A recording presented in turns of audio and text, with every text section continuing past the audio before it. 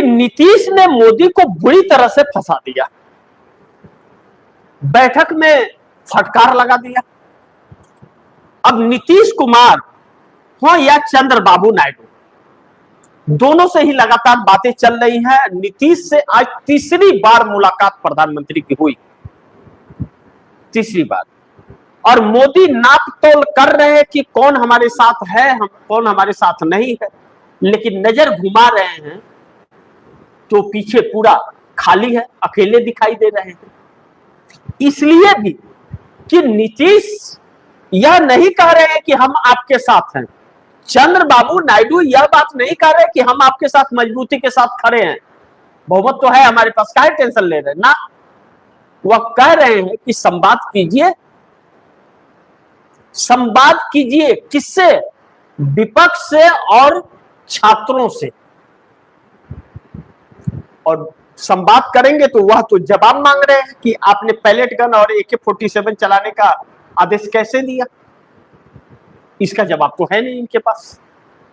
तो इन्होंने अपना वजूद अब खो दिया है, और नीतीश हो नायडू हो यह दोनों ही सताए हुए हैं, और जब सताए हुए हैं तो यह क्यों साथ दे इनका।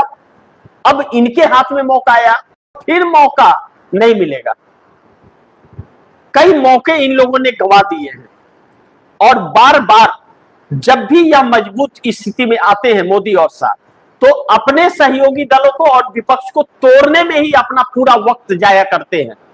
वक्त, पैसा और वक्त उसी में लगाते हैं कि कैसे पूरे विपक्ष को खत्म कर दिया जाए, कैसे हिंदू राष्ट्र बना दिया जाए, कैसे राजतंत्र ला दिया जाए, इसी पर इनकी नजर रहती है, बाकी किसी से कोई सरोकार नहीं होता है। अब ऐसे फंसे हैं, न घर के न घाट के, कहीं के भी नहीं है, ना ही भाजपा के अंदर स्वीकार हो रहे हैं, ना NDA के अंदर स्वीकार हो रहे हैं, ना देश में स्वीकार हो रहे हैं। अब सोचिए कि राहुल गांधी का इलाहाबाद का कार्यक्रम रद्द करवा दिया इन लोगों ने। क्यों रद्द करवा दिया भाई, क्यों रद्द कर दिया? देहरादून में भी यही काम किया, इलाहाबाद में भी यही काम किया, छात्रों से संवाद तो कर रहे थे, और मोदी और शाह अपनी रैली कर नहीं पा रहे, भाग रहे हैं, सारा प्रोग्राम कैंसिल कर रहे हैं क्योंकि चेहरा दिखाने लायक नहीं बचे हैं। तो इस सब के बीच एक बड़ी मुश्किल में आकर के सरकार फंस गई है, और अब यह कहा गया है कि आपने पैलेट गन चलाने की इजाजत दी या नहीं दी, और बात परसिमन पर हो रही है बिल लाने पर। तो बात यह हो रहा है कि आप समझिए, यह सब छोड़िए अभी, यानी कि इनके डिलिमिटेशन बिल पर नीतीश नायडू भले एक बहाना हो कि पहले संवाद कीजिए, लेकिन अब यह चाहते हैं कि इनकी सरकार न रहे, क्योंकि इनकी सरकार अब बची तो इनका अस्तित्व दोनों का खत्म हो जाएगा।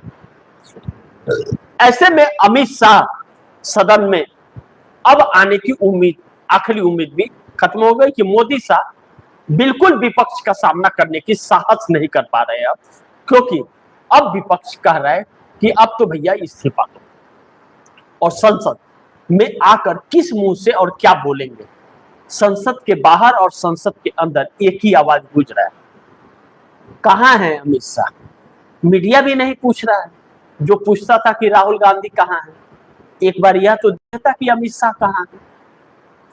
तो ऐसे में पुराना वीडियो अमित शाह का संसद का चला रहा है, मोदी मीडिया कह रहा है कि अमित शाह ने दहाड़ दिया, लेकिन अमित शाह तो गीदड़ की तरह भाग पड़ा है। सोशल मीडिया पर बैंड लगाया जा रहा है, उस पर अड़ंगे डाला जा रहा है, मेटा वालों को बुलाया जा रहा है, धमकाया जा रहा है, वार्निंग दी जा रही है। लेकिन इंडिया गठबंधन की बड़ी जीत है, इंडिया गठबंधन की यह बड़ी जीत है कि डिलिमिटेशन बिल में फिर एक बार मुंह की खाई सरकार, और गलती से अगर सदन में ला दिए होते तो इस बार थूक के उड़वा देते लोग, लेकिन अब हिम्मत नहीं जुटा पाए, सारा प्लान इनका फेल हो गया। तो यह इंडिया गठबंधन की एक बड़ी जीत है। इंडिया गठबंधन की जीत यह भी है कि संसद में डपट के, सीना तान के खड़ा हो रहा है, इंडिया गठबंधन के नेता खड़े हो रहे हैं और ललकार रहे हैं कि अमित शाह और मोदी आओ सदन में और जवाब दो, और वह भाग रहे हैं। जो अपने आप को 56 इंच का और महामानव और चाणक्य कहते थे, वह भाग रहे हैं। तो ऐसे में पहली बार मोदी बैकफुट पर आकर के खड़े हो गए हैं संसद के अंदर, मोदी और शाह दोनों, और यही दो चेहरे हैं इसके। तो जब बैकफुट पर आकर के खड़े हो गए हैं और अब इनके साथ कोई नजर नहीं आ रहा है, तो नीतीश नायडू भी साथ छोड़ेंगे। 30 सांसदों ने कहीं ना कहीं यह फैसला कर लिया है मिलकर कि एनडीए का साथ अब छोड़ देना है, नहीं तो अपना अस्तित्व, राजनीतिक अस्तित्व खत्म हो जाएगा। और अमित शाह को अगर वार्निंग मिल रही है और अमित शाह नहीं आ रहे, तो यह सरकार और कब तक चलने वाली है, जब नीतीश नायडू जैसे लोग भी अब जो मजबूती से खड़े थे, कितना भी कुछ कर ले नहीं पलट रहे थे, अब अचानक अगर पलटने की और साथ छोड़ने की नियत बना चुके हैं और बना रहे हैं और दिख रहे हैं, तो यह तो पर्दे के पीछे से बहुत बड़ा खेल खेल रहे हैं और इंडिया गठबंधन को सपोर्ट कर रहे हैं। मैंने कहा था सुबह के कार्यक्रम में कि इंडिया गठबंधन के संपर्क में कई नेता के हैं, कई नेता एनडीए के इंडिया गठबंधन के संपर्क में हैं। राहुल गांधी ने कई बार कह चुके हैं कि भाजपा के नेता उनके संपर्क में हैं। अब मोदी सरकार एक नई संकट का सामना करती हुई नजर आ रही है और अमित शाह और मोदी का यह भागना आने वाले वक्त में बहुत भारी पड़ेगा। तो ऐसे में मोदी अपनों से लड़े या सहयोगियों से लड़े या विपक्ष से लड़े, यह समझ नहीं आ रहा उन्हें। और मोदी ऐसे दौर से आज तक गुजरे नहीं।